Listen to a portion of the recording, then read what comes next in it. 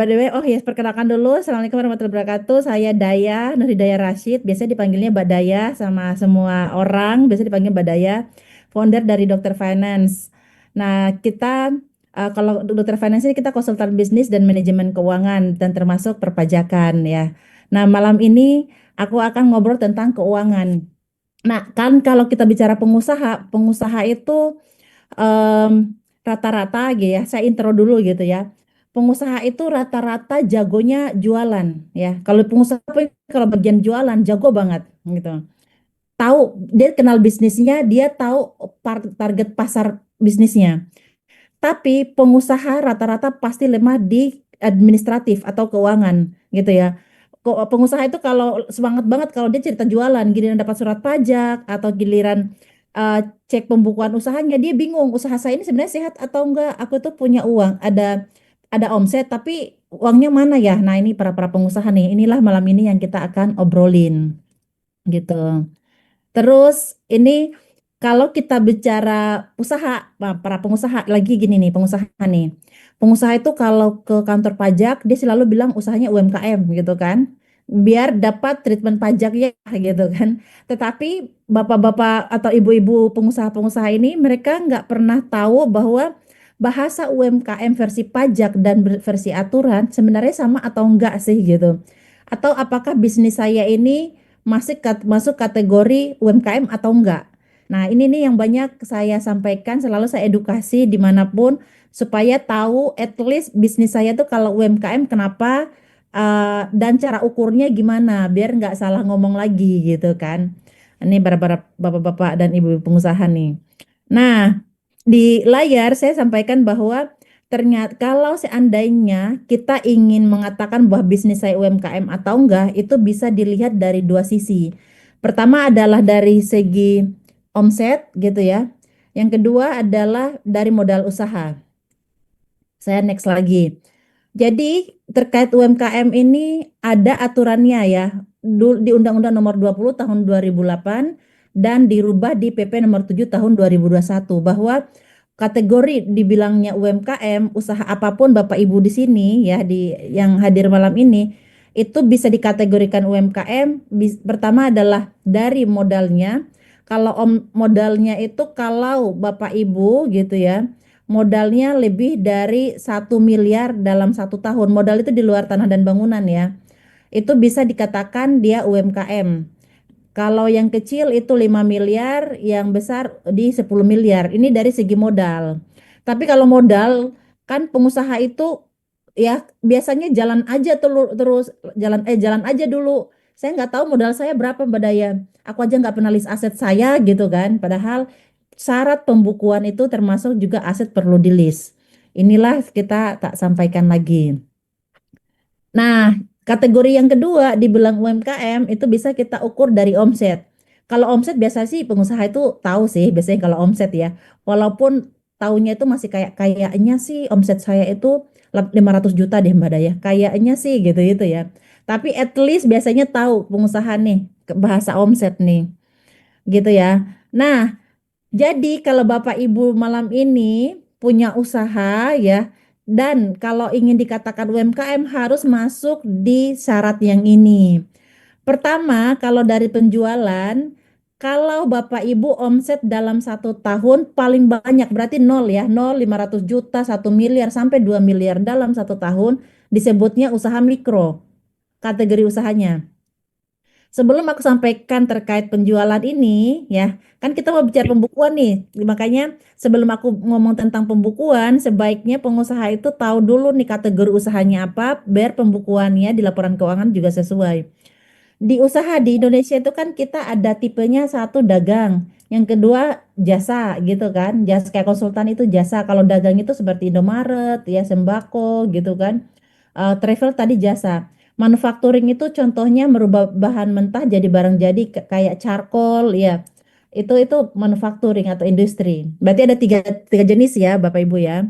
Terus tiga jenis usaha ini para bapak-bapak pengusaha atau ibu-ibu pengusaha itu dia akan memasukkan atau usahanya itu bisa dalam bentuk orang pribadi itu dibilangnya OP ya usaha orang pribadi itu bentuk usahanya itu pakai NPP pribadinya.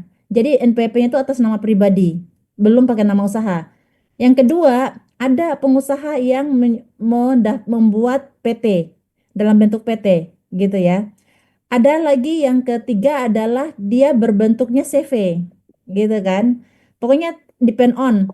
Tapi kadang-kadang nih para pengusaha-pengusaha ini mereka tuh buat CV PT itu, tapi mereka nggak pernah tahu bahwa saya ini memang bisnis saya ini cocok nggak sih Mbak Daya sebenarnya di PT atau CV gitu ya. Karena kan CV PT itu semua wajib membuat laporan keuangan ya.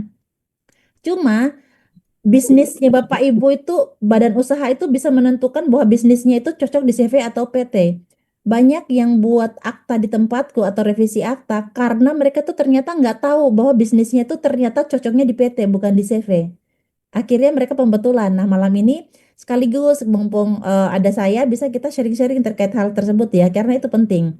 Nah, terkait penjualan ini, kita kembali lagi ke penjualan. Kalau Bapak Ibu yang usahanya CV, PT, atau orang pribadi, atau koperasi kan sekarang ya lagi KDMP ya. Ya macam-macam ya, apapun yang bentuknya, apalagi terutama di bisnis itu rata-rata kan CV PT orang-orang pribadi ya. Yang omsetnya sampai dengan 2 miliar 1 tahun masih kategori mikro.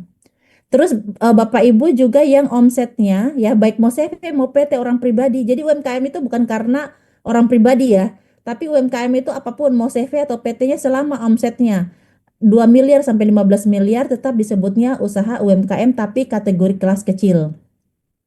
Terus usaha menengah itu adalah 15 miliar sampai 50 miliar disebutnya usaha menengah. Jadi Bapak Ibu monggo mulai mulai lihat ya, mulai berpikir ya. Saya ini usaha saya itu berarti masih UMKM nggak sih Mbak Daya? Kan bisa udah sesuai yang saya sampaikan tadi ya. Dan di kelas manakah saya? Apakah kelas kecil, mikro atau menengah? Udah bisa kelihatan ya. Terus di atas 50 miliar disebut bukan perusahaannya UMKM. Kalau udah di atas 50 miliar sudah disebut corporate gitu. Nah, siapa nih yang usahanya masih UMKM bisa chat di grup ya saya Mbak Daya. Kalau mau lebih low profile lagi bisa sebutin saya masih usahanya di UMKM di kategori mikro Mbak Daya kan. Biasanya kan pengusaha itu low profile ya atau nggak enakan gitu nyebutin omsetnya di kategori mana gitu ya. Tapi kalau pengen monggo biar bisa ngobrol-ngobrol. Ya, itu yang penting dulu yang perlu dipengetahui oleh pengusaha apapun jenis usahanya. Nah, terus kita akan bahas tentang literasi keuangan. Nih, tadi sebelum kita mulai, tadi aku ngobrol sama Makassar ya. Aku rasa tuh banyak banget Mas tadi yang di Makassar yang alami ya, bahwa eh, rata-rata di bisnis itu kan ada dua bagian kan, orang operasional atau teknikal, yang kedua adalah orang manajerial atau data administratif keuangan. Business owner pasti kuat dia operasional, di teknikal, tahu produknya, kuasai produknya, cara jualannya gitu kan. Tapi business owner pasti lemah di administratif atau di pelaporan keuangan, pajak. Makanya banyak banget klien kami ya seluruh Indonesia ada juga yang di Malaysia sama Eropa di Netherlands itu dia pakai pembukuannya di kami walaupun jadi mereka walaupun di sana gitu ya pembukuannya tetap di kami di Jogja. Ada yang di Bali gitu. Pokoknya banyak. Karena gini, mereka biasanya mikir gini Mbak Daya, saya mendingan fokus cari uang ya, daripada saya kayak nggak bisa nguasain semuanya gitu. Memang segala sesuatu kita harus bagi-bagi ya. Tapi saya butuh teman ngobrol untuk ngimbangin saya untuk capai tujuan usaha saya. Karena kalau kita hire staff, kadang-kadang kan kalau staff itu kan nggak bisa ini ya bantuin untuk diskusi, ngobrol gitu kan. Karena staff aja berharap ownernya ngajarin pembukuan gitu. Sedangkan ownernya aja nggak ngerti juga pembukuannya gimana. Kan gitu ya. Rata-rata staff itu berharap gitu diajarin. Sedangkan owner aja nggak ngerti juga mau ngajarinnya gimana. Tapi owner bisa ngajarin secara teknikal biasanya. Ya cara jualan itu biasa di owner ya. Inilah banyak yang butuh dengan kita nih. Nah, kita bicara keuangan. Jadi kalau orang-orang itu takut pajak ya, pengusaha itu rata-rata takut pajak, tapi pengusaha tidak pernah takut pembukuan. Ini nih yang agak unik nih. Pengusaha itu nggak pernah takut pembukuannya benar atau enggak. Dia udah takut pajak duluan. Padahal pembukuan benar, pajak kita itu benar pasti. Kenapa orang banyak dapat surat cinta tapi bayarnya tidak sesuai? Karena mereka tidak pernah atau tidak mampu membuktikan data pembukuan mereka itu sesuai atau enggak. Itu tuh yang sering banget terjadi. Makanya kenapa kalau pembukuannya benar, pasti pajaknya benar. Karena kalau bicara sama pajak itu kan berbicara bukti kan, dokumen, nota-nota, terus jurnal, akuntansi, uang masuk, uang keluar di bank, omset, persediaan barang. Nah, terus aset. Hal-hal kayak ginilah yang kurang dikuasai sama owner. Padahal hal ini yang mengakibatkan adanya pajak, terus juga itu selain kalau pajak itu pihak luar ya tentunya ya pihak ketiga ya. Tapi pembukuan ini juga sebenarnya berfungsi untuk internal perusahaan ya, untuk internal perusahaan, untuk pengambilan keputusan. Yang saya pelajari atau banyak banget kan saya sering banget punya klien ya, udah banyak banget klien. Kelemahan di usaha UMKM ya, yang tadi omset UMKM kan 0 sampai 50 miliar omsetnya ya. Mereka itu rata-rata tidak bisa mengukur kinerja usahanya. Satu, kinerja itu maksudnya usaha saya ini sehat atau enggak, pengeluaran saya atau uang saya itu ada penjualan tapi di mana? Ini rata-rata nih para pengusaha besar nih atau pengusaha UMKM nih. Jadi padahal yang paling dibutuhkan UMKM, pengusaha UMKM itu laporan kinerja. Laporan kinerja itu kayak kita melihat kesehatan usahanya bulanan. Bulan ini aku omset berapa, ada retur atau enggak, ada aset atau enggak. Terus bulan depan biar omset aku, kan tadi kita maunya harusnya omset profitnya tinggi kan. Berarti bulan ini omset saya masih 300 juta contoh per bulan. Terus bulan depan 200 juta. Oh, kenapa ya sampai berbeda? Terus pengeluaran saya berapa? Apa cash flow saya positif atau enggak? Yang saya lihat sangat lemah di hal seperti ini. Ya, kayaknya kami banyak kadang ya dengan kami masuk dan kita pegang terkait data, akhirnya omset itu bisa naik sama owner nih. Karena kalau kita pembukuannya bagus, ownernya kita kasih tahu, Pak, omset Bapak itu segini loh. Kalau nggak naik gitu ya, atau omset Pak itu masalahnya di sini, resikonya ini. Nah, kalau mau naik itu caranya kayak gini, kan by data kan. Nah, akhirnya owner itu berini kan, punya motivasi kan. Biasanya kan jalan-jalan aja gitu, jualan-jualan aja lah gitu.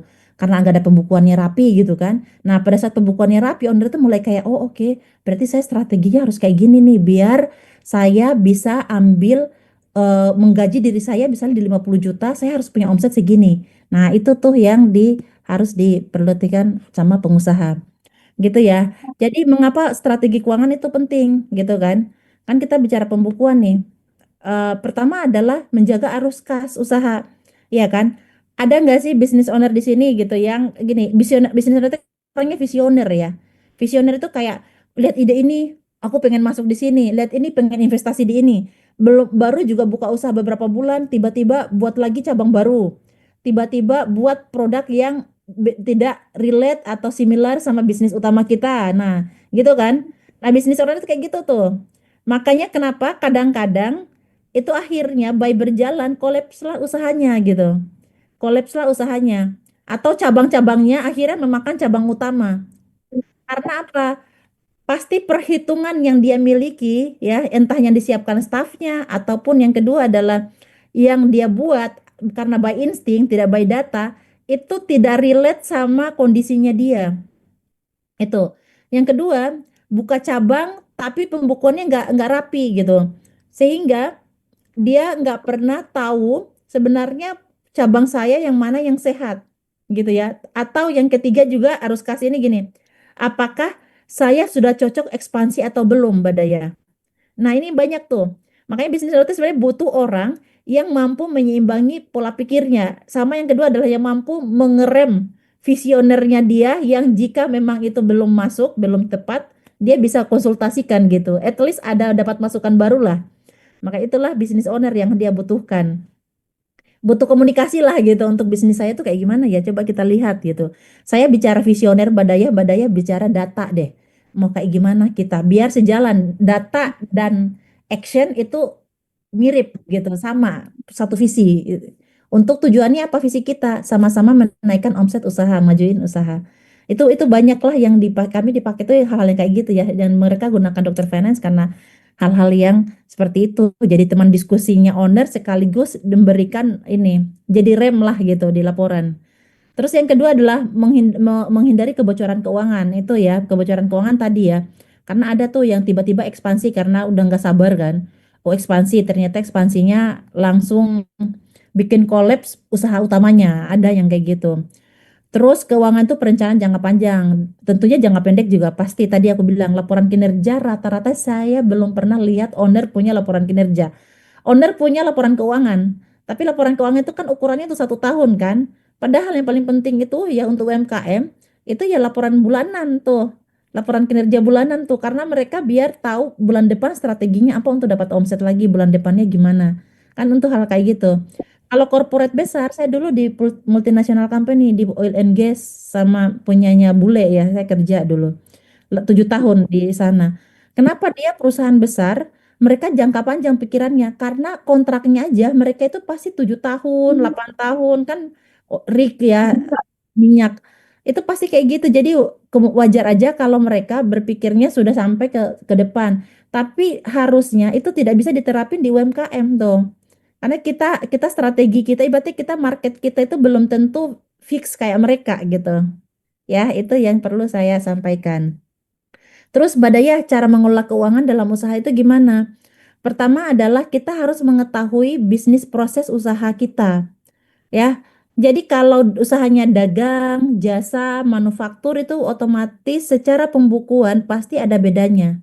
Ya, ada bedanya. Nah, kita mesti harus tahu persis main bisnisnya apa. Terus bisnis di UMKM juga karena SOP-nya belum jelas, ya, dan sumber income-nya itu tadi ada yang apa, konsinyasi lah, ada yang produknya langsung beli jual lah. Ini kan modelnya berbeda nih. Nah, bisnis itu kalau di UMKM itu depend on the owner rata-rata. Jadi suka-suka owner kan, tiba-tiba ada pendapatannya modelnya berbeda, tiba-tiba ada modelnya macam-macam dalam satu badan usaha yang sama. Inilah yang bikin kita beda. Kalau perusahaan besar itu mereka ini konsisten ya. Misalnya sama ini di rig gitu ya. Kalau aku main di rig ya, aku akan pendapatan saya kurang lebih di rig semuanya. Kalaupun ada bisnis lain, saya badan usahanya berbeda, PT-nya berbeda, dan semua uang pasti di PT, gitu.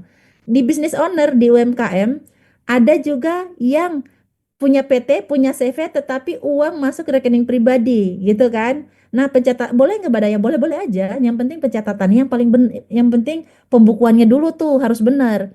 Kalau ada karakter yang ada CV sama PT misalnya gitu ya, CV atau PT lah usahanya, tetapi uangnya masuk ke rekening pribadi, itu harus nanti tanya aja konsultasi Badaya itu kayak gimana ya. Karena itu tentu berbeda secara strategi jika omset penjualannya itu masuk ke rekening PT 100%. Ada juga yang masuk sebagian 100% di PT, ada juga di perorangannya berapa persen gitu. Semua itu is okay. Semua kembali ke pembukuan aja. Nanti di pembukuan kita lihat secara pembukuan di internal kita menguntungkan kita yang mana, yang kedua adalah menguntungkan secara pajak yang mana. Itulah bahasa kami dibilang tax planning gitu. Ya. Terus yang berikutnya adalah memisahkan keuangan pribadi dan usaha. Cara membuatnya. Ada kan di sini yang gini, uang masuk, uang keluar semua di rekening yang sama. Kadang gitu. Sebaiknya malam ini kalau ada yang masih seperti itu, mulai kita pisah secara pembukuannya. Karena pembukuan itu punya yang ngaruh sama mindset juga. Contohnya nih, kalau kita buat 3 rekening minimal ya, 3 rekening bank. Contohnya ya Bank BNI itu untuk uang masuk usaha.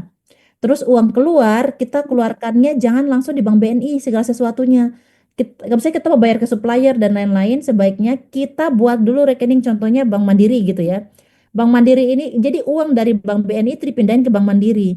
Cara ini buat apa? Strategi keuangan. Biar kita tahu bahwa pengeluaran kita contohnya per bulan itu 30 juta. Yang masih uang masih 10 juta. Berarti kita harus pindahin nih. eh, Uang 10 juta ini karena masih untuk operasional kan. Dan gimana caranya biar uang di Bank BN ini lebih banyak masuk supaya apa? Pembukuan kita supaya kita bisa bayar karyawan. Itulah salah satu strategi. Karena gini, kalau kita tidak pisahin pembukuan kita atau dengan rekening yang berbeda, kadang kita bisnis owner itu kita lihat satu rekening, contohnya Bank BNI tadi ya, kelihatan uangnya banyak. Suka amnesia tuh bisnis owner lihat uang banyak, dia mikirnya itu adalah uang keuntungan. Akhirnya belanja Shopee lah, apalah. Karena uangnya tidak langsung dipisahin gitu. Kalau dipisahin kan kita itu akhirnya kan mikir bahwa kalau aku bisa belanja Shopee atau apapun yang berkaitan dengan pribadi saya harus memastikan bahwa uang di rekening Bank Mandiri itu sudah menutupi biaya operasional saya 1 bulan. Biar nggak mandek kita semuanya, kan gitu. Nah, itu tuh yang perlu diperhatiin. Nah, berikutnya apa? Membuat pembukuan tadi ya, cash report bank. Nah, cash report bank ini secara pembukuan owner itu masih campur-campur rata-rata. Kenapa? Karena uang yang ditarik di ATM dengan uang yang ditransfer itu dimikirnya pembukuannya sama, padahal itu hal yang berbeda. Nanti bisa nanya-nanya aja. Terus berikutnya terkait pajak ya. Pajak itu ada PPh, ada PPN. Kalau di sini di dalam grup ini ada yang usahanya restoran, pajak daerah yang PB yang dikenakan masing-masing daerah berbeda ya. Ada PB satunya 10%, ada 5%. Itu bukan berarti PPN ya, itu beda. Itu pajak daerah dan setornya di kas daerah. Nah, itu nanti bisa ditanyain lagi. Karena kadang ada yang masih bingung tuh hal seperti itu, business owner. Karena business owner tadi ya jago jualan, jago produksi, tapi masih lemah di administrasi. Makanya nanti bisa konsultasi.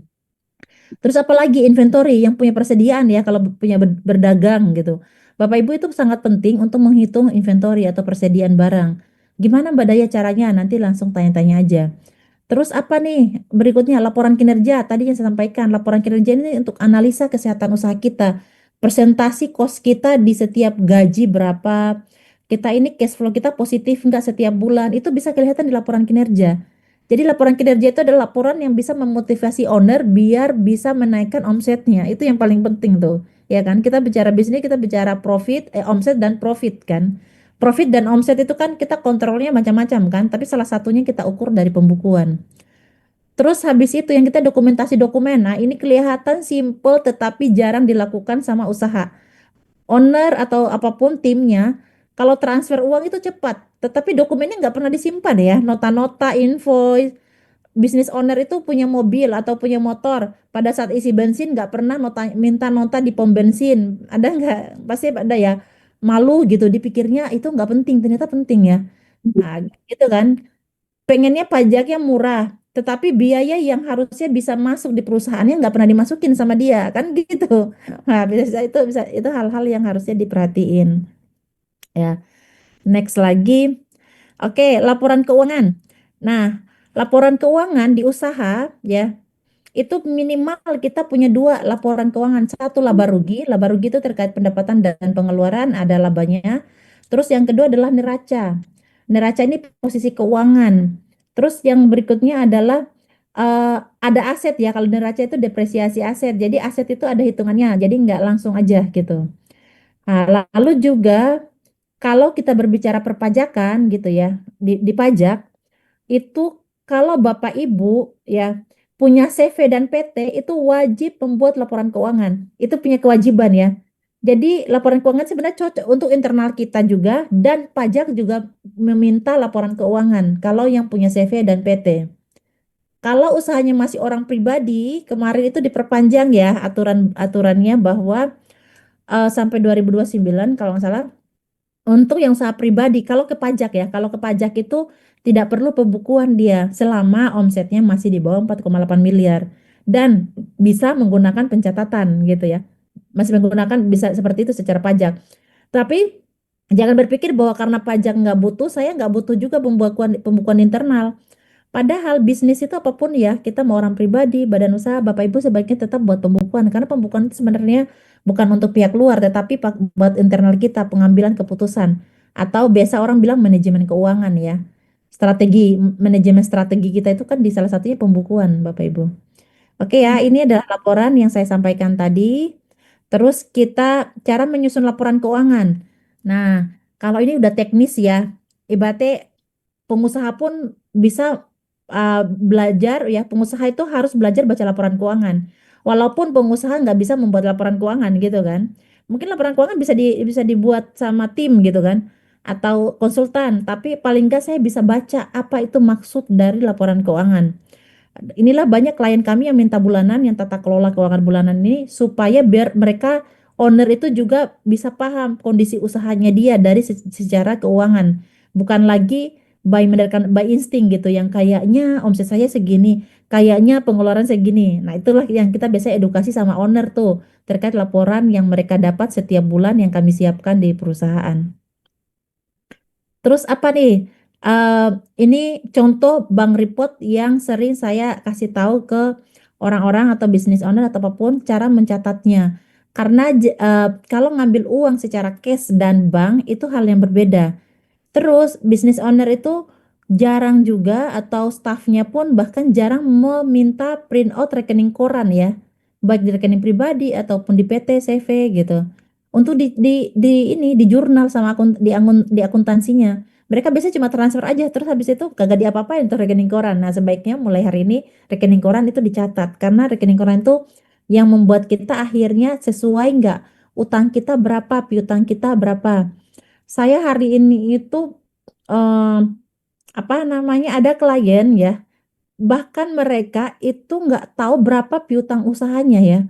Jadi karena dia merasa bahwa ada uang sih yang masuk setiap bulan badaya dari penjualan saya bla bla gitu. Tapi nggak pernah dia ngukur bahwa ini beneran nggak sih piutang saya itu totalnya segini. Karena apa? Poin kalau hal-hal yang berkaitan dengan keuangan dan tidak merasa fix itu pasti pembukuannya salah, perlu diperbaiki gitu ya.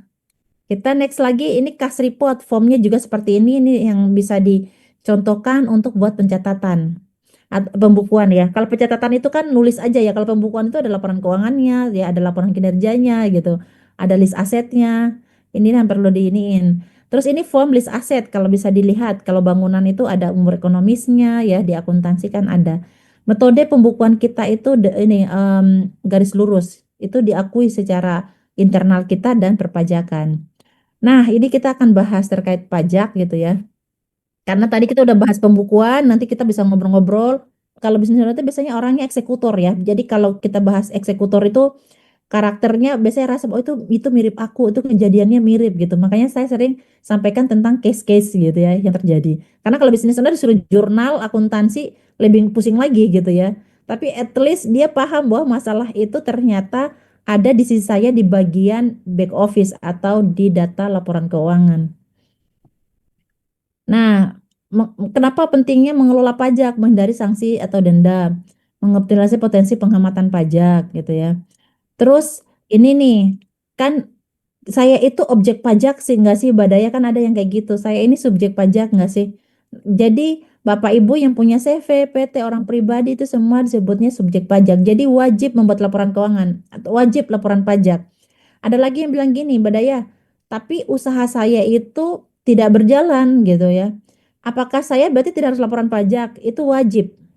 Lah, laporan pajak itu Bapak Ibu tahun ini tuh sekarang menggunakan Cortex ya. Cortex itu sebenarnya kalau dari segi perpajakan itu bagus, artinya bahwa format yang digunakan itu jadi semua itu all in di dalam satu aplikasi gitu ya.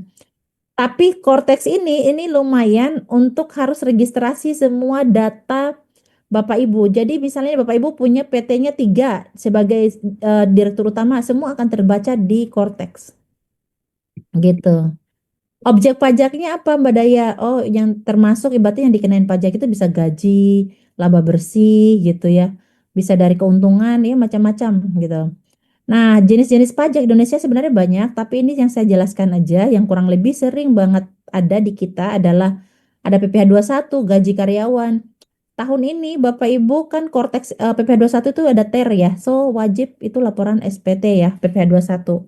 Kalau ndak biasanya nanti kena denda tuh PPh satunya setiap bulan. Badai aku nggak punya karyawan, wajibkah saya laporan? Wajib tetap laporan SPT tahunan PPh satu. Walaupun zero karyawan. Kalau ada karyawan lebih lagi harus justru ya. Terus ada PPh tiga kalau sewa gitu ya. Misalnya nih, Bapak Ibu sewa mobil ya untuk kegiatan usaha itu kenanya PPh tiga. Itu 2%. Terus ada PPh enam kalau karyawan ada bule di dalam usahanya gitu. Terus ada PPh sembilan, PPh 29 laba bersih ya.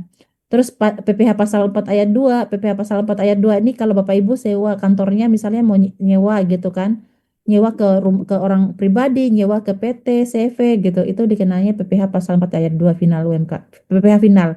PPh final UMKM 0,5%.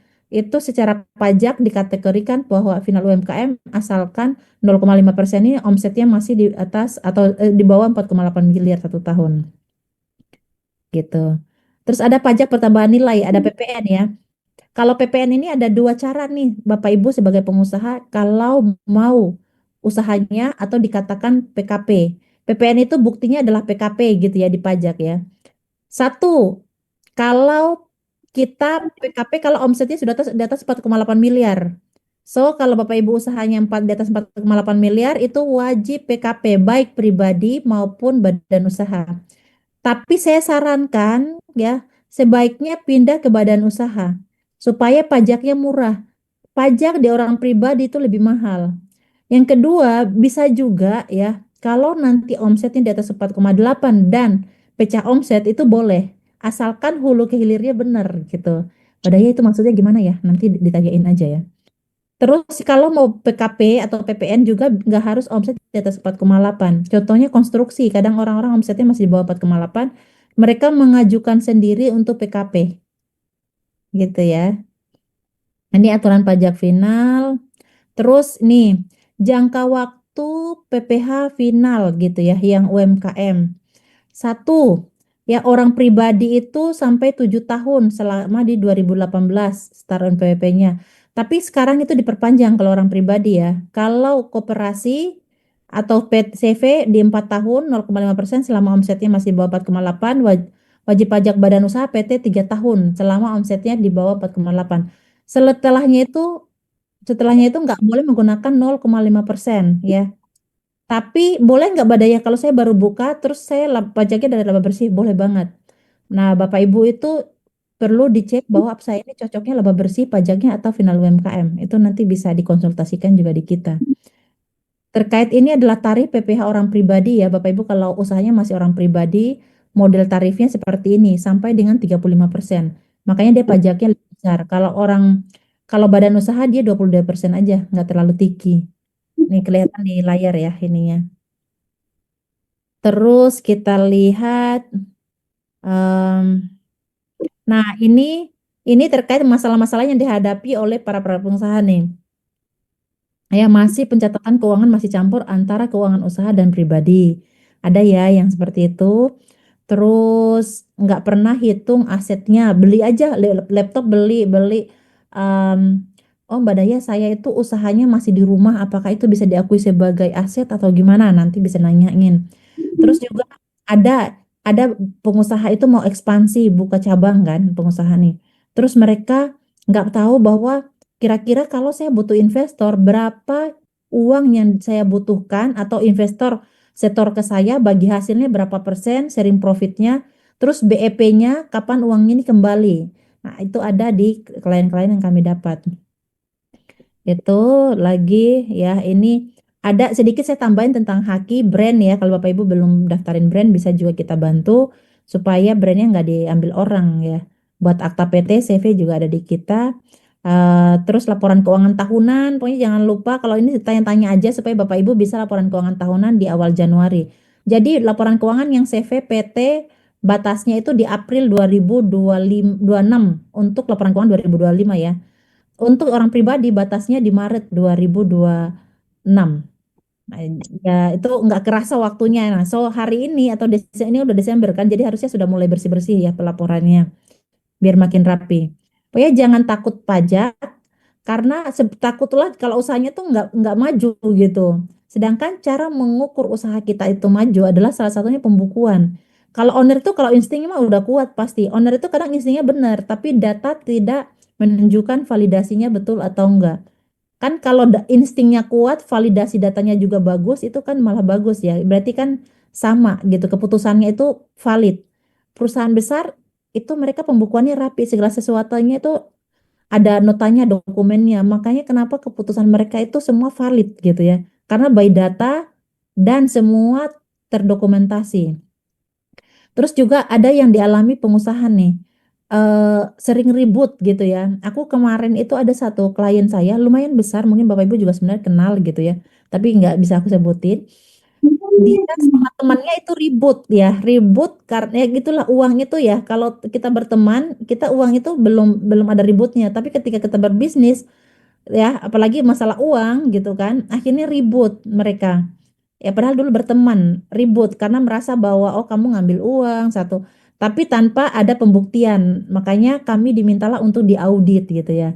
Gitu. Ini Daya Corpora Group, Dokter Finance, kami bisnisnya tadi ada di sini ya, ada legalitas buat akta CVPT, buatin haki, bisnis plan tadi untuk investor ataupun mau buka cabang baru, dihitungkan berapa BEP-nya itu bisa di kita.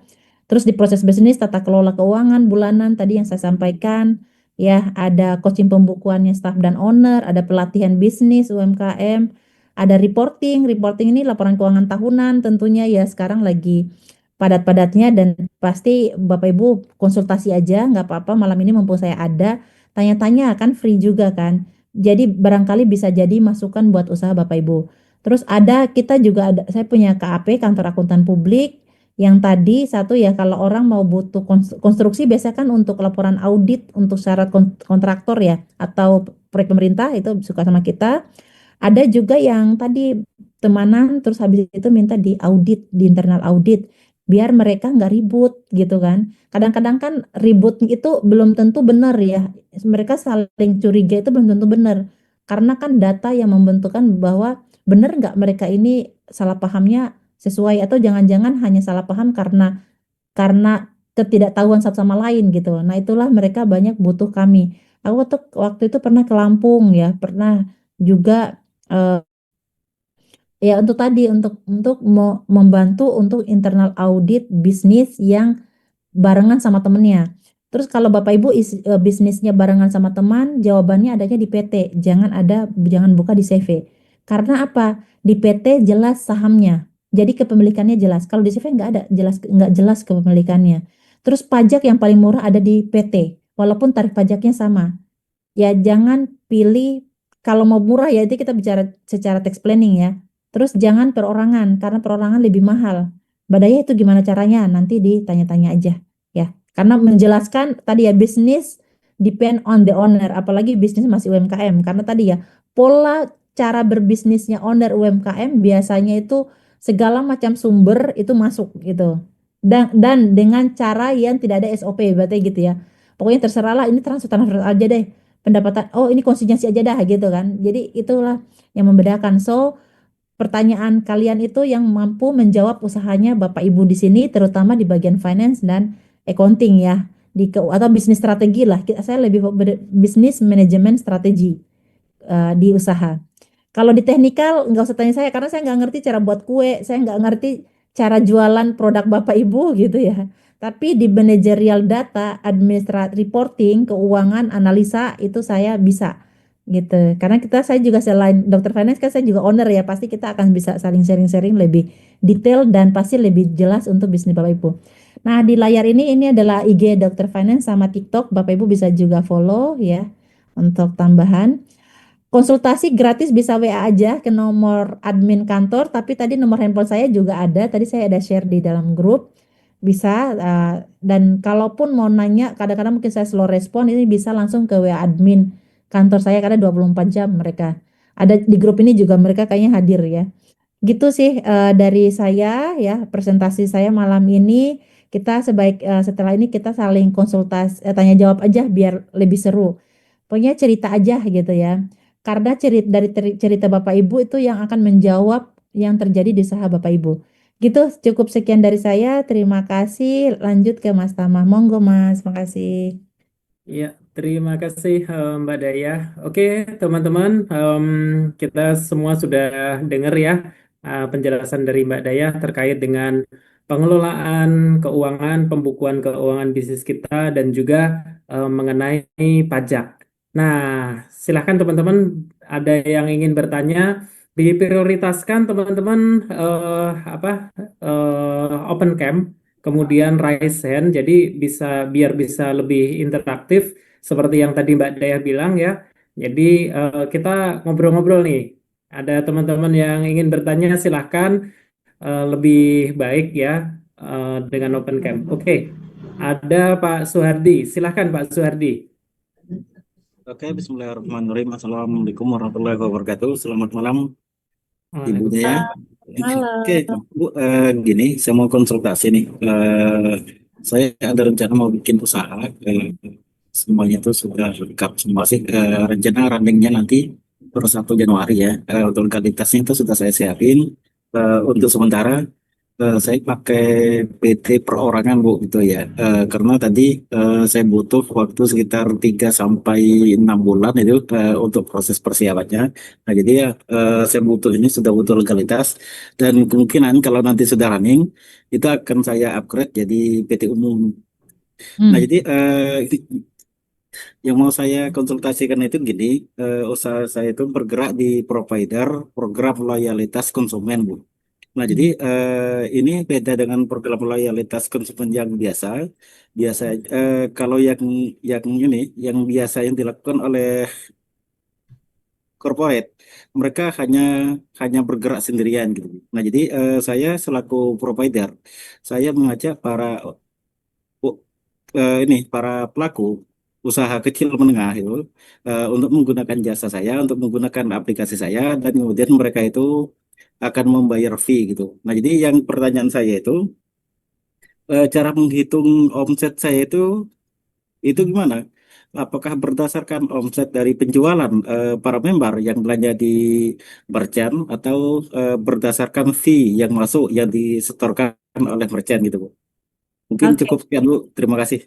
Ya, bagus banget pertanyaannya. Aku tuh ada beberapa klien yang ini nih, orang-orang IT ini memang agak unik ya. Bahkan saya udah punya ada perusahaan IT juga ya. Ternyata memang agak berbeda model bisnisnya nih. Pakai aplikasi berarti Pak ya, punya aplikasi yang Bapak buat ya. Iya benar, Bu. Oke. Pertama, aku jawab dulu terkait legalitas tadi ya. Kalau Pak, saya aku tadi saya sangat senang tadi Pak itu sebenarnya punya PT perorangan dan bentar lagi pindah ke PT umum ya. So, Iya benar. sebaiknya saya tidak menyarankan untuk Bapak Ibu untuk membuat PT perorangan ya. Pertama gitu. Tapi bukan berarti nggak bisa ya, nggak boleh gitu. Tapi kan kalau minta saran, berarti badai saranin itu sebaiknya nggak buat PT perorangan. Tapi saya jelaskan juga ada solusinya tentunya ya. Satu, PT perorangan itu secara pembukuan dan laporan pajak sama dengan PT umum. Sama dengan CV gitu ya. Maksudnya modelnya. Dan wajib membuat laporan keuangan. Itu. Tetapi dia punya kelemahan nih, PT perorangan nih. PT perorangan kelemahannya tuh gini. Kalau kita setiap 6 bulan itu harus laporkan laporan keuangan kita itu ke Kementerian Hukum ya, Kementerian apa namanya Kementerian Hukum tentunya ya, pokoknya untuk terkait legalitasnya. Itu satu. Yang kedua, ya solusinya apa kalau gitu? PT Perorangan segera dipindahin ke PT Umum. Karena PT Perorangan hanya bisa dipindahin ke PT Umum, dia nggak bisa dipindahin ke CV. Maksudnya gimana Mbak Daya? Jadi nama kita, nama PT kita nggak PT Perorangan, kita PT Maju Sukses Mandiri gitu contohnya ya ini ya. Nah, ini dia bisa upgrade bisanya di PT umum. Ya, dia bisa di PT umum. So, mumpung masih baru-baru gitu, mulai dipikirkan sebaiknya pindah ke PT umum. Itu. Karena secara pembukuannya lebih tepat. Terus yang kedua, yang ketiga, kalau Bapak Ibu mau pinjam uang misalnya di bank bla bla bla PT perorangan nggak begitu diperhatiin ya, harusnya di PT umum. Padahal gini, kadang-kadang kan kita tuh buat PT, nama PT aja itu kita butuh semedi gitu ibaratnya kan gitu kan. Butuh semedi membuat badan usaha nama nama PT gitu kan. Masa kita sudah terus kita buat PT perorangan. Lalu kan orang udah kenal nih badan usaha kita. Ini kita berbicara branding ya. Kalau secara pembukuan sebenarnya sama aja sama PT umum kan, tapi kita bicara branding. Lalu suatu hari ternyata kita nggak relate nih sama bisnis kita. Terus orang-orang kan mikirnya gini, oh kan aku tinggal oh ini apa namanya nonaktifin aja PT perorangan saya. Bukan gitu kan? Kalau kita usaha itu kan orang kenal kita itu satu dengan brand, yang kedua dengan badan usaha. So pikirkan baik-baik badan usahanya. Kalau itu Bapak yakin dengan badan usahanya tersebut namanya gitu, nama itu kan membawa keberuntungan ya. Berarti dipikirkan baik-baik bahwa sebaiknya di PT aja gitu kan. Oh, baiknya di CV gitu-gitu. Karena ini kelihatannya simple, tetapi bisnis owner selalu suka mikir bahwa CV atau PT itu kalau aku udah nggak ada kegiatannya dia akan mati sendiri gitu. Padahal nggak ada, dia tetap akan hidup. PT juga akan hidup kayak gitu ya. Jadi itu mulai diperhatikan.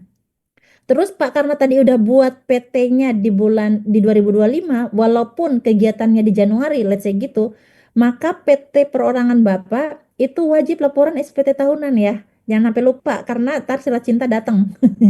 Apalagi sekarang Cortex. Terus terkait omset. Nah, kalau omset betul Pak itu dapatnya sesuai dengan fee jasa platformnya gitu.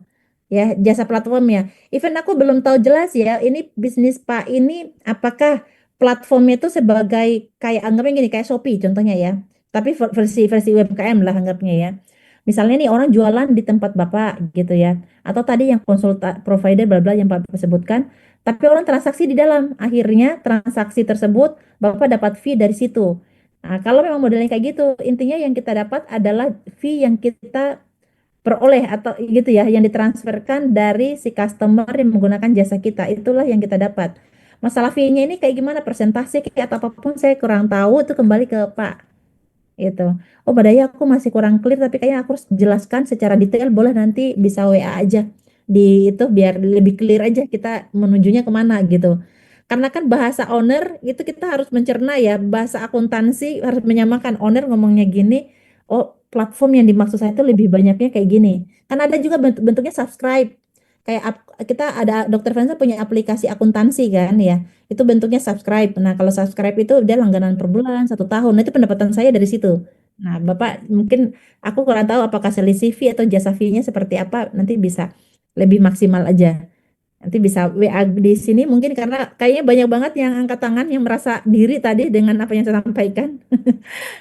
Ya Pak ya, jangan lupa langsung segera juga PT umumnya Pak, karena semua resikonya semua sama gitu. Jadi sebaiknya satu kali, berarti gini, kita tuh pengusaha kan maunya naik ya, jangan naik tiba-tiba balik, gitu kan. Jadi kalau kita naik itu fundamentalnya di ini dikuatin. Nama PT langsung ada kalau PT umum dan aplikasi sebaiknya di PT. Aplikasi itu lama-lama harus ada ISO bla bla bla Pak ya. Jawabannya di PT, jangan di CV, clear tuh. Terus apalagi laporan keuangan semua modelnya sama. Makanya brand dihakiin PT umum gas Pak. Jadi Pak, tinggal Bapak fokus ke jualan dan branding. Oke, gitu itu sih. Ada lagi boleh boleh nanya monggo. Oke, sudah terjawab ya Pak Suhardi. Pak Suhardi, kalau boleh tahu tadi dari EU mana, angkatan berapa Pak? Ini Pak dari Palembang Pak 202 Pak.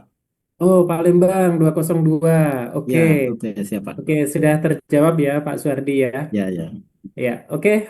Berikutnya ada yang raise hand lagi, Mbak Daya. Ini Hmm? ada Mas Ahmad Syukur. Boleh perkenalkan dulu, silahkan Mas. Dari EU angkatan berapa, kota mana? Silahkan Mas. Baik, selamat malam semuanya. Assalamualaikum warahmatullahi wabarakatuh. Waalaikumsalam.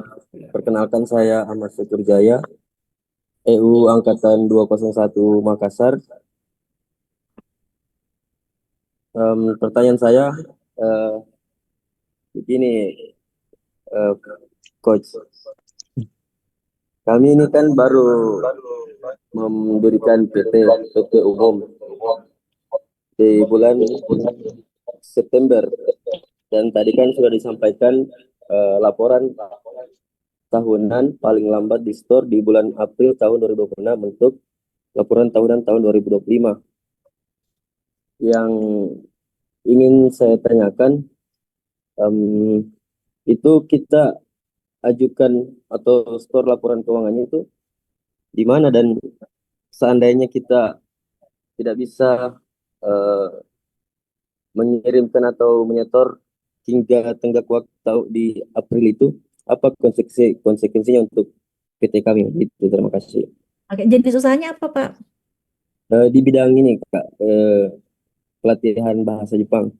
Ah, good, good, bagus ininya. Berarti jasa ya jenis usahanya. Iya Kak, betul. Oke, eh, PT umum, good, bagus ya. Berarti udah ada brandnya juga nggak? Ada Kak. Good, brandnya jangan lupa Haki ya. Oh, maksud nama perusahaan ya? Bukan, beda. Nah, itu beda tuh. Jadi kalau brand itu contohnya gini, Dokter Finance itu brand, PT Daya Sinergi Corporate itu badan usaha. Biasanya kan orang kalau pelatihan, saya beberapa klien ya, pelatihan itu beda bisa pakai brand, ada brandnya. Kalau belum Mas baiknya buat brand. Nama PT itu bukan brand. Ya, jadi itu hal yang berbeda tuh. Sebaiknya ada brand biar rata-rata kalau pelatihan itu orang lebih tertarik kalau dia ada brandnya. Contohnya kalau punya klien saya itu apa ya tapi sastra Inggris ya, kemarin dia daftarin brandnya di aku sih, tapi gitu ya, diperhatikan tuh itu hal-hal itu.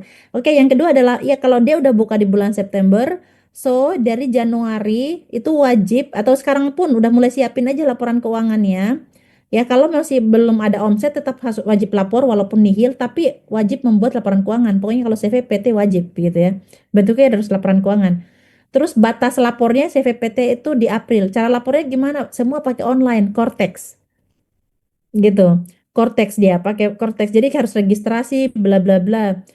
Kalau lewat dari bulan April dendanya 500.000 per bulan. Dia kena denda gitu, dapat surat cinta nanti. Nah, jadi bisa dilakukan tadi pakai Cortex ya, tapi kalau nanti nggak paham nggak apa-apa, nanti bisa pakai jasa kita aja, bisa hubungi dokter finance nih. Terus kalau ini biar bisa kita bantu. Tapi kalau masalah budget apa kan bisa disesuaikan semuanya, nyantai aja bilang aja dari EU gitu. Kan karena aku udah lama di EU, hampir semua teman-teman EU itu di aku tuh, seluruh Indonesia, so nyantai aja ya, gitu. Terjawab ya?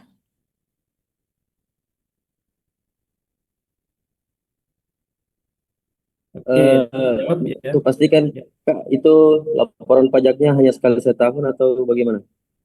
Oke, jadi laporan di pajak itu ada dua.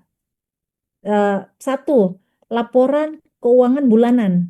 Laporan bulanan itu pajaknya misalkan omset itu dilaporkan bulanan. Omset itu ada dua, dia masih tarif Bapak itu masih 0,5% atau sudah masuk di laba bersih.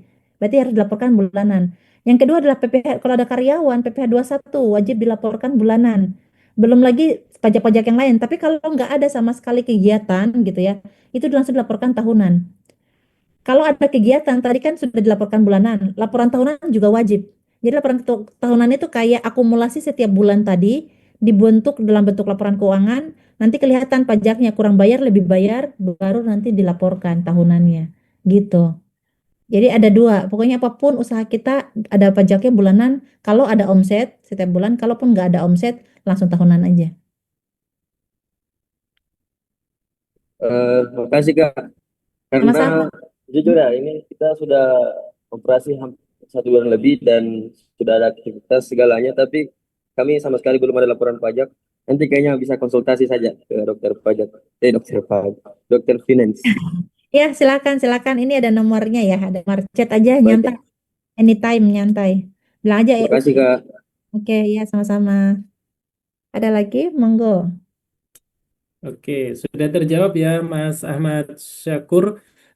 Kemudian teman-teman nanti kalau misalkan ada yang masih kurang jelas bisa dilanjutkan secara ini ya pribadi dengan mentor kita Mbak Daya. Dan untuk pertanyaan berikutnya silahkan Mas Mulyadi. Iya, baik. Terima kasih, Mbak Daya. Eh, Nama saya Mas Mulyadi. Saya punya perusahaan namanya Prakarsa Cipta. Kami kebetulan bergerak di bidang jasa, terutama untuk riset-riset eh, kebijakan publik, survei, termasuk survei bawah air. Eh, Tahun ini kami kebetulan ada proyek apa namanya monitoring apa media intelijen eh, dengan pemerintah dan kami itu diminta apa namanya PKP ya. Oke. Hmm. Ya, jadi kami urus. Nah kemudian ini kan apa baru gitu ya kami pribadi belum belum terlalu paham gitu apa apa kewajiban-kewajiban kita nantinya. Nah, mungkin kami perlu apa namanya pemahaman kira-kira apa-apa yang kemudian menjadi kewajiban kami ketika misalnya eh, perusahaan itu menjadi PKP gitu ya. CV PT CV, usahanya? CV Mbak. CV ya? Oke. Hmm. Jadi itu kira-kira karena kan kalau selama ini sih untuk laporan tahunan kan sudah apa biasa gitu ya. Nah, Hmm. cuma kan untuk dengan status PKP itu atas permintaan sendiri sebetulnya, karena Hmm. ada kewajiban kemarin dengan klien kami itu, sehingga kami meminta ke pajak untuk PKP. Hmm. Jadi itu kira-kira pertanyaannya apa apa sebetulnya bedanya apa kewajiban-kewajiban yang kami harus lakukan eh, untuk apa namanya agar agar bisa mengelola pajak-pajak perusahaan. Terima Hmm. kasih. Oke, ya, sama-sama. Oke, aku jawab. Jadi kalau kita PKP, kan PKP itu ada dua tadi kan sampai sampaikan bahwa satu kalau omset kita di atas 4,8 miliar itu sudah ditetapkan sama pajak, maka kita wajib apa namanya mendaftarkan sebagai PKP, nanti dapat kode faktur dan lain-lain. Yang kedua adalah omset kita di bawah 4,8 tapi permintaan mungkin ke pemerintah, kita kerja sama perusahaan besar, pasti mereka carinya PKP gitu. Nah, PKP ini kewajibannya apa? Satu, jika PT Pak itu atau CV Pak sudah PKP, ya, sudah punya bukti PKP, maka Pak wajib semua transaksi walaupun pemerintah dan swasta kena PPN. Itu wajib, ya. Terus habis kita terbitkan faktur pajak, yang kita wajib juga adalah laporan SPT masa PPN. Itu wajib. Batasnya itu setiap sampai akhir bulan, setiap bulannya. Ya, wajib dilaporkan. Kalau enggak nanti denda 500.000 per bulan. Dan biasanya PKP itu lebih mudah dideteksi ya secara pajak. Itu, lanjut lagi. Terus gini, kalau kita PKP, ada untungnya juga sebenarnya PKP nih.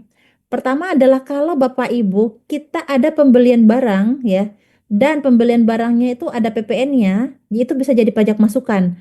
Pas kita keluarkan kan pajak keluaran tuh, itu bisa di cross line, jadi bisa di match kan, nanti ada lebih bayar atau kurang bayar. Kalau contohnya nih pajak masukan 10 juta, pajak keluaran Pak 5 juta, berarti Bapak nggak perlu bayar ke kantor pajak karena dia kelihatan di aplikasi itu kelihatan kok kalau itu tuh Bapak punya uang lebih. Tapi kalau kurang bayarnya 5 juta, kita tinggal bayar 5 juta, nggak harus bayar 10 juta. Itu keuntungan dari PKP. Kalau akhir tahun ya, kita punya pajak masukan lebih tinggi itu bisa restitusi. Restitusi bisa pengajuan kantor pajak supaya uangnya dibalikin ke rekening kita. Gitu, itu terkait PKP.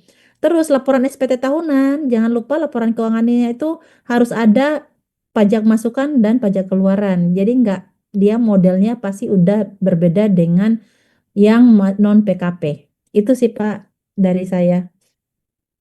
Ya, makasih. Sama-sama. Kalau ini lagi, kalau Pak punya konsultasi aja ya, kita ada di layar. Ya, Boleh ada lagi, monggo. Oke, sudah terjawab ya Pak Mas Mulyadi. Berikutnya ada ini Mas Siswanto. Silahkan Mas Siswanto. Boleh open cam ya? Perkenalkan diri dulu Mas. Silahkan Mas.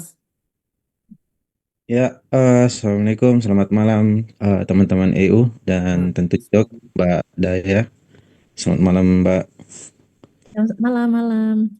Eh, baik, eh, baik Mbak, saya mau bertanya. Saya pertama kenalan dulu, Siswanto dari Makassar, angkatan 201.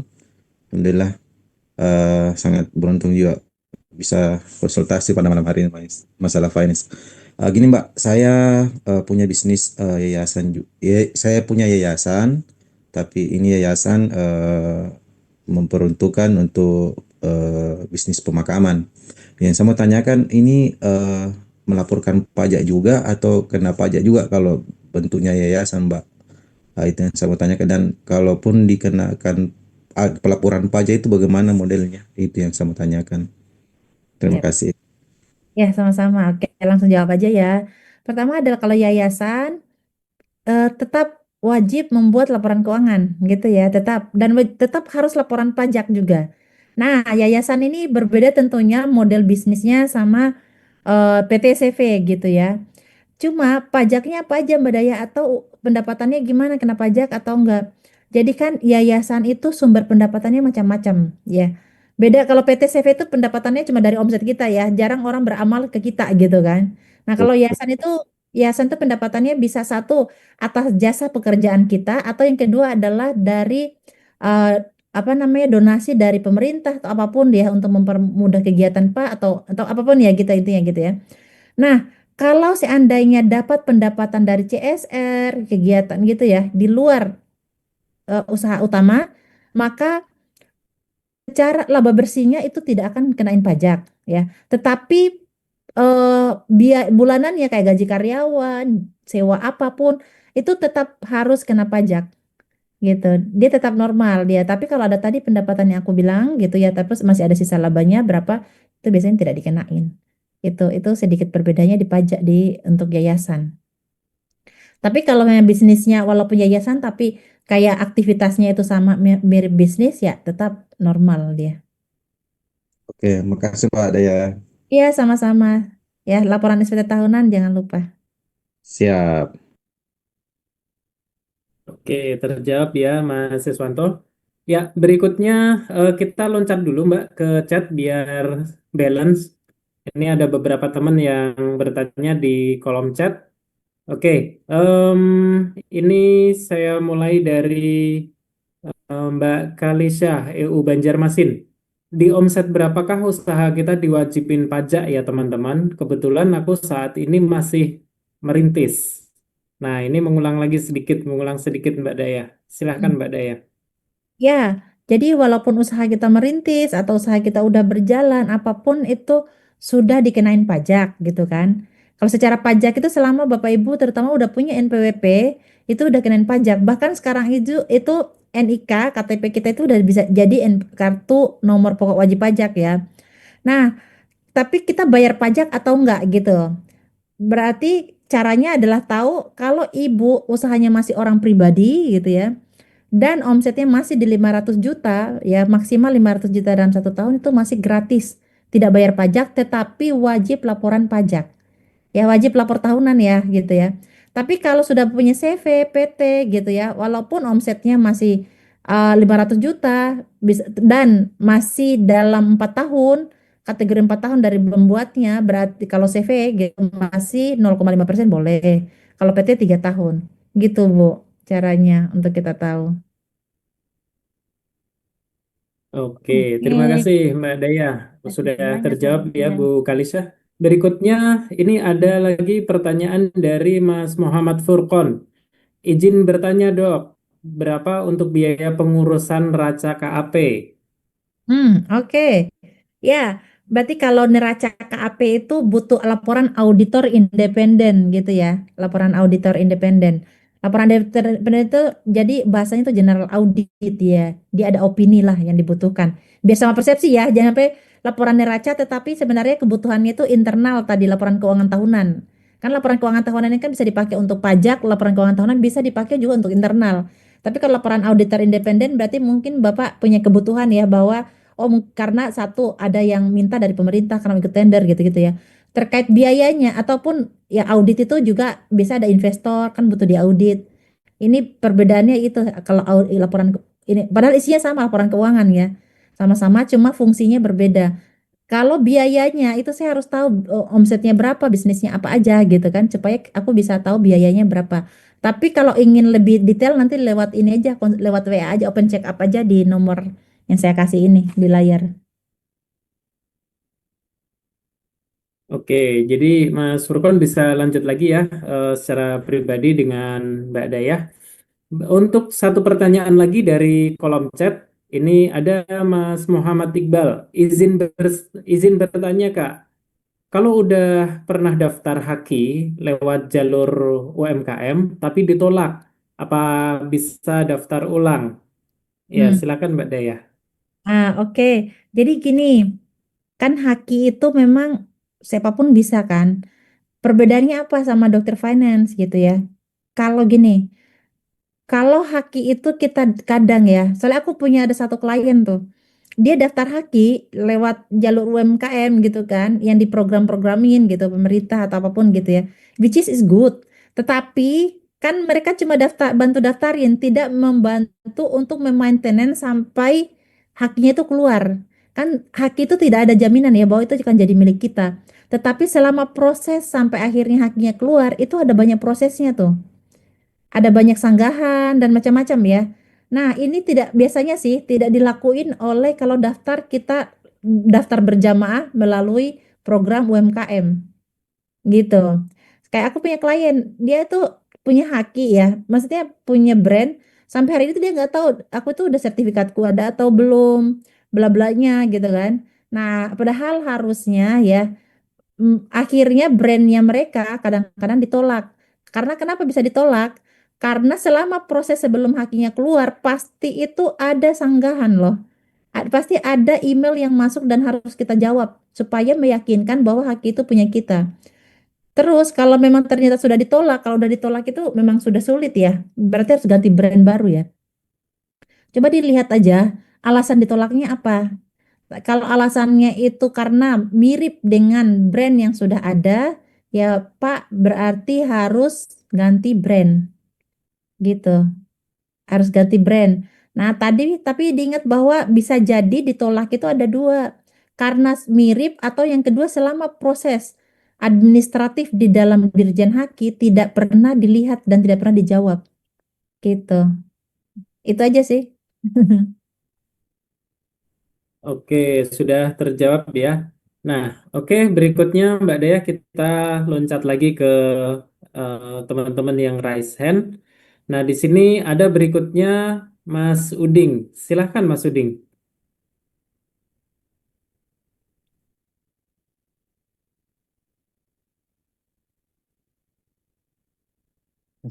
Assalamualaikum, selamat malam semua. Selamat Nah, malam Mbak Daya. ya. Terima kasih kepada apa, fasilitatornya memberi saya peluang. Perkenalkan nama saya Syahiruddin, angkatan 201 Makassar, angkatan MIU 201 Makassar. Satu batch dengan Mas Sukur tadi sama Pak Siswanto. Pertanyaannya Mbak Daya begini, agak berat ini. Dulu saya ada PT didaftar tahun 2022. Nah, itu didaftar di Bali. Jadi itu di dalamnya saya berdua dengan teman, saya sebagai pemegang saham minoritas, jadi ownernya itu teman saya. Hmm. Dan selama itu setahun aja berjalan beroperasi dan tidak pernah ada laporan pajaknya Hmm. selama waktu berjalan dan sampai sekarang.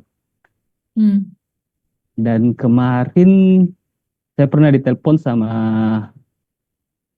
kantor pajak Pratama Badung, Bali. Jadi saya bilang sudah ditutup. Padahal gak ditutup. Jadi bagaimana? Kan? Om tidak apa ya? Tidak bisa tidak bisa cover. Omset tidak bisa cover di sana. Hmm. Hmm. Ya ada masalah lah. Hmm. Artinya tidak bisa lanjut di sana. Nah, jadi ditutup PT-nya. Tapi PT-nya itu tidak artinya tidak masih aktif, artinya masih aktif di kayaknya di Badung. Jadi belum dinonaktifkan sampai sekarang. Oke. Jadi jadi permasalahannya tadi saya dengar 500 ribu per bulan per tahun. Jadi itu yang agak-agak ya bagaimana mau urus ya. Saya juga tidak pernah ambil berat karena apa ya saya di dalam cuma minoritas, cuma masalahnya saya sebagai direktur. Iya, Top ya. saya direkturnya. Yang ditelepon. Ada ya, ya, jadi saya ingin solusi daripada Mbak Daya. Apa solusi yang bisa saya dapatkan dari kelas ini? Oke. Ya. Ya, oke. Wah, Makassar seru ya. Nanti insya Allah kalau pas saya jadi ke Gorontalo kan pasti transit Makassar ya. Mungkin kita adain kopdar bareng-bareng ya pas offline gitu ya. Nanti Siap, siap, kapan bisa. aja. Nanti aku izin punya aku di WA-in gitu. Ya di WA. Ya. Terus oke. Jadi gini, ya pertama bahas kan owner itu taunya bahwa kalau tidak ada aktivitas usaha PT-nya itu artinya ditutup gitu kan. Padahal pajak itu nggak akan ditutup gitu. Oke ya. Tapi ada solusinya Beda kan? ini. Jadi satu solusi pertama ya, satu kalau saat ini kenapa pajak masih telepon Pak, berarti PT-nya itu tidak ditutup. Bahasa ditutup kan orang order ini nggak ada kegiatan. Nah, tapi bahasa ditutup, bahasa orang pajak itu ada dua.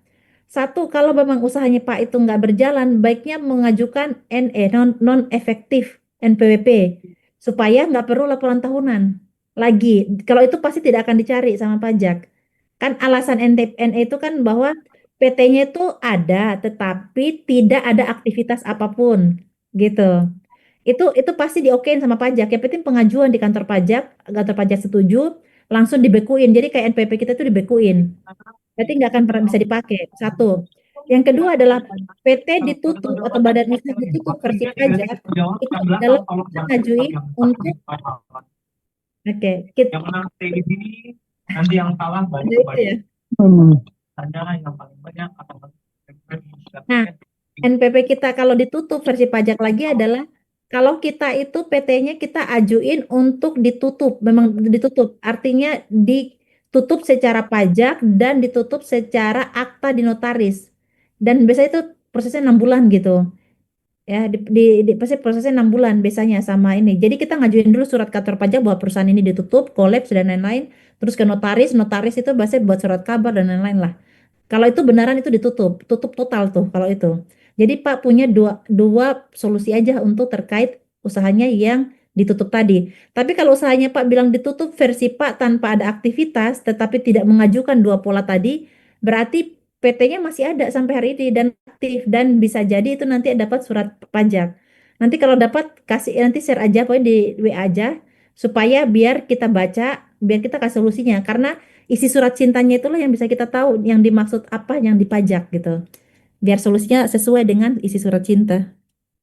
Itu, Pak. Jadi Mbak, untuk mengajukan nonaktif itu harus ke Kantor Bali pajak sana atau harus bisa harus. di Makassar? Harus di Bali ya? Dimanapun nggak harus semua kita bisa online.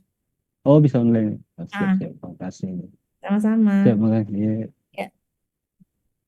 Oke, terjawab ya, Mas Suding. Oke, Mbak Dayah, berikutnya ini ada teman kita dari Jogja, ada Pak Prisantia atau Mas Prisantia. Silahkan untuk open cam dan ini perkenalkan diri.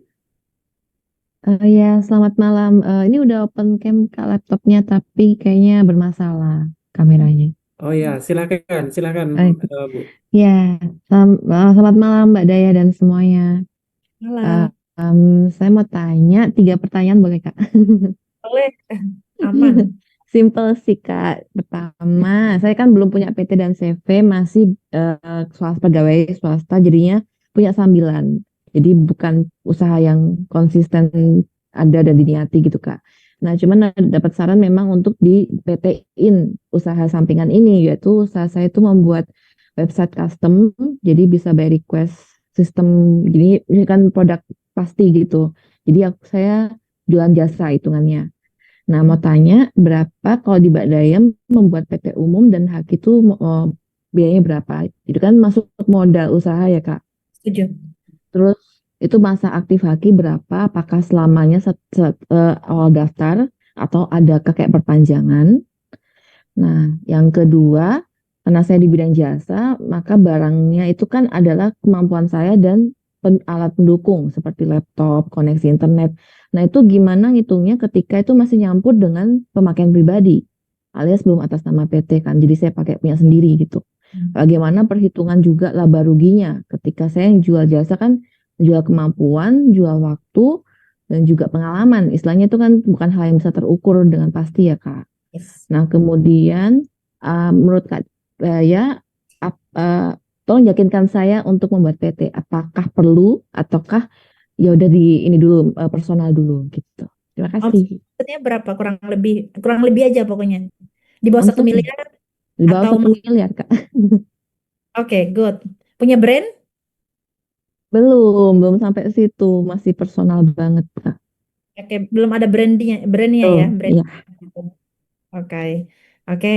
Tak jawab ya. Pertama adalah apakah saya udah buat PT atau kayak gimana di Dokter Finance gitu ya.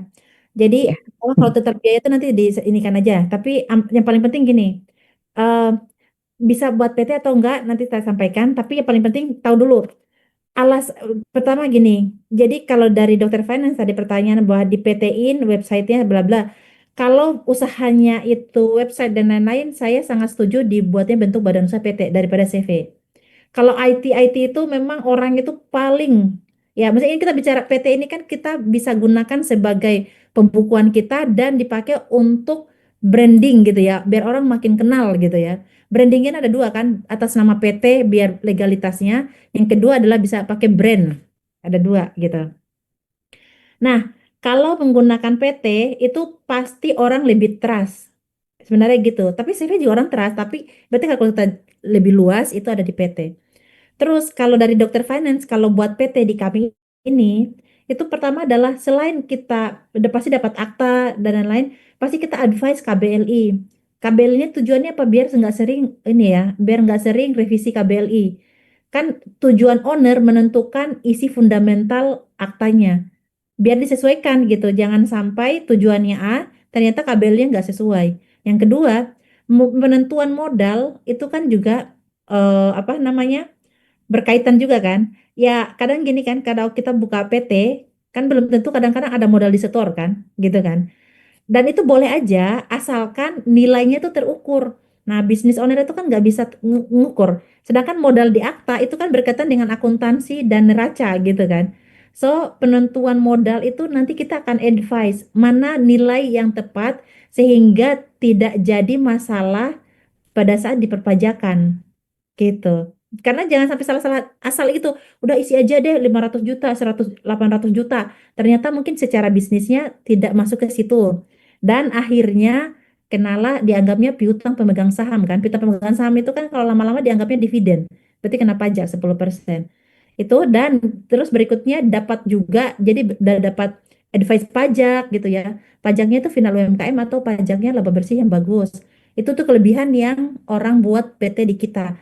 Karena kan orang buat PT itu kan atau badan usaha itu kan gunanya berbisnis kan, bukan gunanya asalkan ada legalitas.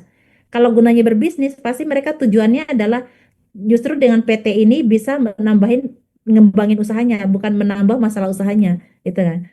Terus dapat juga rekening bank, itulah yang kita tambahin dari services dari Dokter Finance nih. Karena PT dibuat untuk berbisnis gitu ya. PT nggak dibuat, ibaratnya owner-owner di sini tuh kalau bukan karena ekspansi, kalau bukan karena ingin besarin usaha, nggak mau pasti buat PT, CV kan.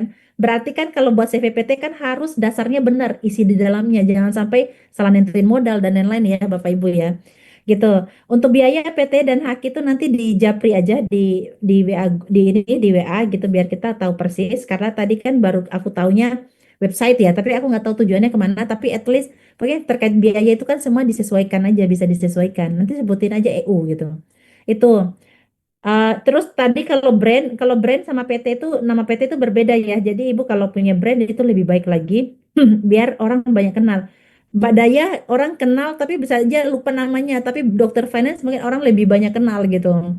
Lebih mudah aja. Nah itulah namanya brand. Indomaret kan Bapak Ibu nggak tahu kan nama PT aslinya apa kan? Bapak Ibu cuma taunya Indomaret. Padahal Indomaret itu brand ya, bukan nama PT gitu. Gitu. Jadi itulah cara kita membenahi. Geprek Bensu itu brand. PT-nya bukan Geprek Bensu, pasti ada nama PT-nya gitu. Itu. Terus terkait karena jasa itu memang intangible asset bahasanya ya. Kayak aku ini kan intangible ya sama kita jasa itu intangible. Cara ngukurnya gimana? Intangible itu em, pertama sulit ya menentukan biayanya berapa, makanya cara mengetahui intangible kalau di kami itu adalah open check up. Open check up itu adalah kita tahu kebutuhannya apa. Oh, dia misalnya buat akta aja gitu. Oh, dia buatnya haki aja. Oh, laporan keuangannya itu dia baru 1 bulan belum ada omset. Dengan yang sudah 1 bulan tapi omsetnya sudah 5 miliar kan pasti biayanya berbeda kan. Itulah cara kita menentukan omset kita, apa nilai dari uh, market kita gitu. Intinya semua itu disesuaikan soalnya kalau intangible asset itu memang tidak ada fix gitu. Beda kalau kita ke Indomaret ya biaya harga segini diskon ya Pak kan nggak mau tuh Indomaret. Memang berbeda.